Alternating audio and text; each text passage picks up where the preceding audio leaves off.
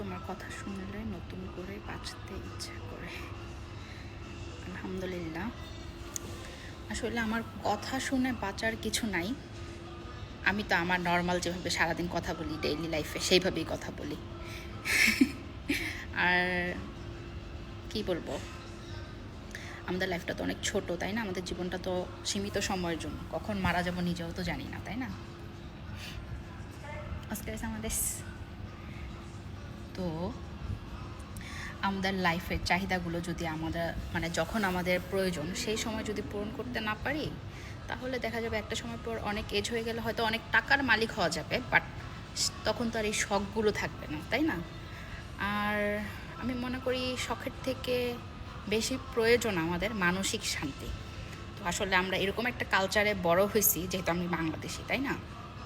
তো আমাদের কালচার, আপনি পারিবারিকভাবে অনেক ভালো থাকেন বা আপনি ভাগ্য করে একটা খুব ভালো হাজব্যান্ড পাইছেন, হোল লাইফ তার সাথে স্পেন্ড করার জন্য, কিন্তু আপনার কালচার, পরিবেশ আপনাকে ভালো থাকতে দিবে না।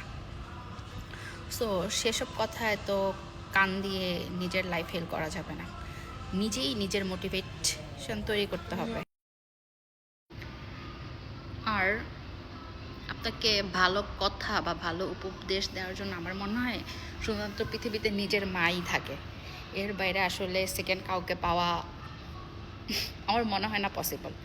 সো সেক্ষেত্রে হচ্ছে কি, আপনার ভালো জীবন, ভালো লাইফস্টাইল কাটানোর পেছনে তো নিজের অবশ্যই পরিশ্রম করতে হবে। ভালো কিছু করতে চাইলে তো অবশ্যই ভালোভাবে পড়ালেখা করতে হবে, চাকরি করতে হবে, তারপর না ভালোভাবে নিজের শখ মেটানো।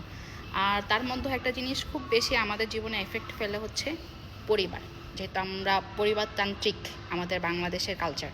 সো পরিবার যদি আপনাকে ভালো শিক্ষাটা, পারিবারিক শিক্ষা যেটা, সেটা যদি আপনাকে না দিতে পারে না, আপনি লাইফে অনেক ক্ষেত্রে গিয়ে, বিশেষ করে জবে গিয়ে, তারপর পড়ালেখার ক্ষেত্রে থাকে অনেক ভালো ফ্রেন্ড সার্কেল থাকে লাকিলি, তো সেগুলো আপনার জীবনে খুব ভালো ইফেক্ট ফেলে। সো সেক্ষেত্রে আপনার নিজের মোটিভেশন নিজেরই তৈরি করতে হবে। আপনাকে কেউ মোটিভেট, আপনি ভালো পড়াগুলো, আমাদের ফেসবুকে দেখা যায় এখন দৈনন্দিন জীবনে যে অনেক অনেক ভালো আর্টিকেল লিখে, যেমন সাজিয়া তনি আপু, আমি ওনার আর্টিকেল পড়ি, অনেক ক্ষেত্রে পড়ি, তো ওনার লেখাগুলো অনেক ভালো লাগে, আপনাকে অনেক বেশি ইন্সপায়ার করবে, তাই না?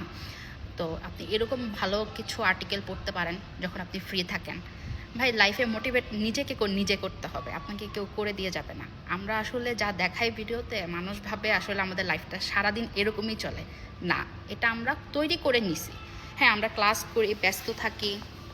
এই যে এখন কয়টা বাজে, সন্ধ্যা 6টা 4 বাজে, 6টা 4 মাত্র ক্লাস শেষ হয়েছে। তো আমি রাতে 9টার বাস ধরে কোম্পানিতে যাব, 10টা থেকে কাজে ঢুকবো। আমার হাতে মাত্র 3 ঘন্টা আছে, এর মধ্যে আমাকে খাইতে হবে, গোসল করতে হবে। তো এটাই হচ্ছে আমাদের এত ব্যস্ততা আমাদের জীবনে, কিন্তু তারপরেও নিজেকে নিজের খুশি রাখতে হবে।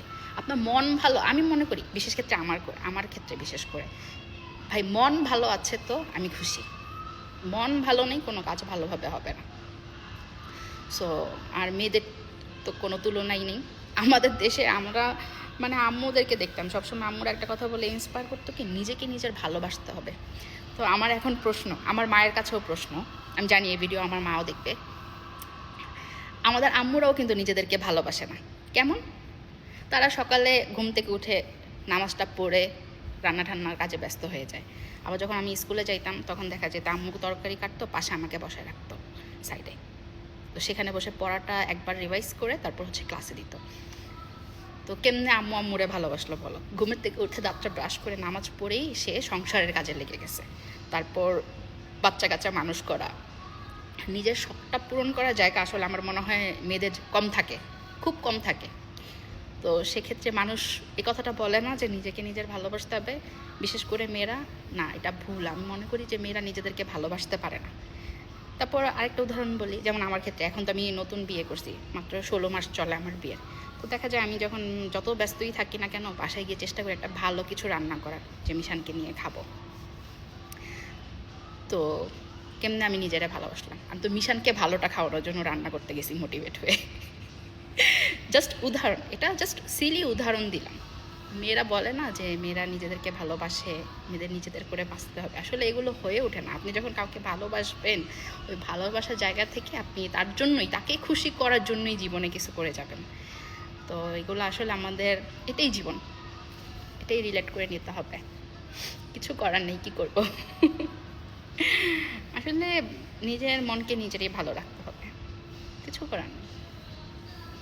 পড়ালেখাও করতে হবে, চাকরি বাকরিও করতে হবে, সংসারও করতে হবে, তাই না? তবে সব কিছু ব্যালেন্স করে। এমন না যে আমি চুলায় রান্না করতে যেয়ে আমার জীবন হোল লাইফ সেখানেই শেষ করে দিব রান্নার পেছনে। ভাই ওটা বিনা পয়সায়, ওইখানে কিন্তু আপনাকে কেউ পয়সা দিবে না। এই জন্য পড়ালেখা করে চাকরিজীবী হওয়াটা আমার কাছে ম্যান্ডেটরি। তারপর ওগুলো আমাদের লাইফের পার্ট, রেগুলার লাইফে ওগুলো আমরা অবশ্যই করবো না কেন, সেটাও তো আমাদের জীবনের একটা অংশ। বাট এমন না যে কারো প্রতি, সংসারের প্রতি মোটিভেট হয়ে এমন নিজের লাইফটা হেল্প করে দিব, নো, চান্স একবারই। এই যে আমাদের 21 থেকে 30 এই এজটাতে যদি আমরা সবগুলো পূরণ না করতে পারি, ভালো, কি বলবো, ভালোভাবে লাইফটাই স্পেন্ড করতে না পারি, তাহলে ওই জীবনে তোর মূল্য নেই।